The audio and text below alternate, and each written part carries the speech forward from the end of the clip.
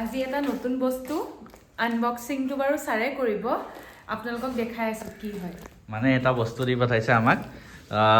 নলবাৰীৰ পৰা পঠাইছে সুকন্যা কাশ্যপে আৰু আমাৰ এটা ইম্পৰ্টেন্ট মানে একদম আমাৰ জীৱনৰ ন সবতকে ধুনিয়া বস্তুটো তেখেতে পঠাইছে ভিডিওটো শেষলৈকে চালে আপোনালোকে গম পাব আৰু কি আছে ইয়াত কি আছে কি ইম্পৰ্টেন্ট বস্তু হয় গোটেইখিনি আমি আনবক্সিং কৰি পেলাই এই ভিডিওটোতে দেখাম মই খুলি দিম সকলোৱে চাব পাৰিব এতিয়া বলা মই চাবলৈ এক্সাইটেড হৈ আছো এক্সাইটেড না পুৰা পুৰা একদম ফাইনালি দুদিনমান লাগিলে কিন্তু ভাল বস্তু হ'ব বুলি আশা কৰিছো আৰু মানে বহুত দিনৰ পৰা এইটো সপোন আছিলে মেডামে মানে কৈ আছিলে যে আমাৰ এই নকওঁ আৰু এটা কি বস্তু হয় খালি যোনে পঠাইছে তেখেতক ধন্যবাদ আৰু আৰম্ভণিতে কৈ থওঁ তেখেতৰ কন্টেক্ট ডিটেইলছটো দি দিম আপোনালোকেও কন্টেক্ট কৰিব পাৰিব এই পাৰ্টিকুলাৰ বস্তুটোৰ কাৰণে দৰ্শক মই এবাৰ উলিয়াই দেখাই দিম আৰু কি কম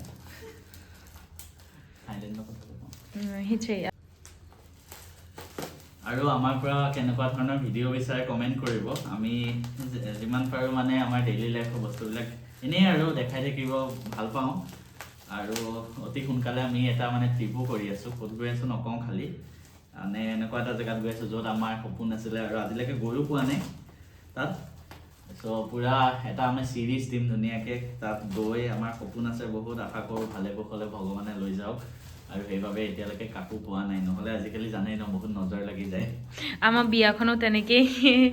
বিয়াৰ আগতে যিটো ইনচিডেণ্ট হৈ গ'ল নজৰ লাগি পেলাই চাগে হৈছে সেইভাবে আজিকালি মানে কথাবিলাক নকওঁ কাকো এতিয়া মেটেল ষ্টেণ্ডাল যে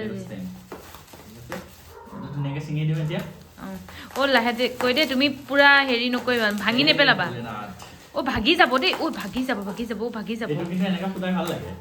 হ'ব তুমি হ'ব এতিয়া ভাগি যাব চাবা দেই বহুত মানে হেৰি হয় এইটো ফুটাইহে ভাল লাগে হ'ব তুমি উলিওৱা না মোৰ চাব মন গৈ আছে একদম মানে এক্সাইটেড আৰু আমি দিয়া ডিজাইনটো মতে হৈছে নাই তো ফাইনেলি এইটো বস্তু কথা কৈ আছিলোঁ বৰমালা প্ৰিজাৰ্ভ কৰা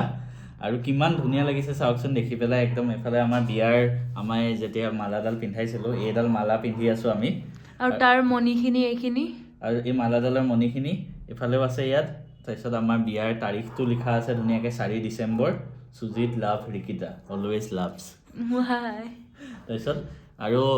এই বস্তুটো আমাক পঠাইছে Sukanya Kashyap from Nalbari thank you so' much আৰু আপোনালোকেও যদি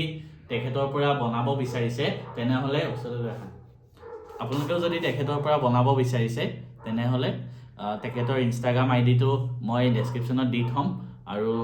তাৰোপৰি মই স্ক্ৰীনত লগাই দিম পাৰিলে তো আপোনালোকে তেখেতক কণ্টেক্ট কৰিব বিচাৰে যদি তেনেহ'লে তাৰ পৰা তেখেতক কণ্টেক্ট কৰিব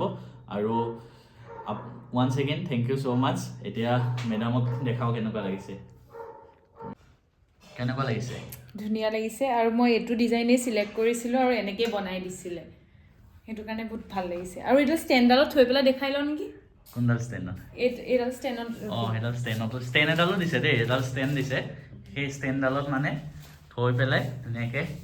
আমি থ'বও পাৰিম এতিয়া আমি এইটো ধুনীয়াকৈ ডিজাইন কৰি থ'ম আৰু মেমে ডিজাইন কৰিব আৰু তেখেতে কেনেকৈ ভাল পায়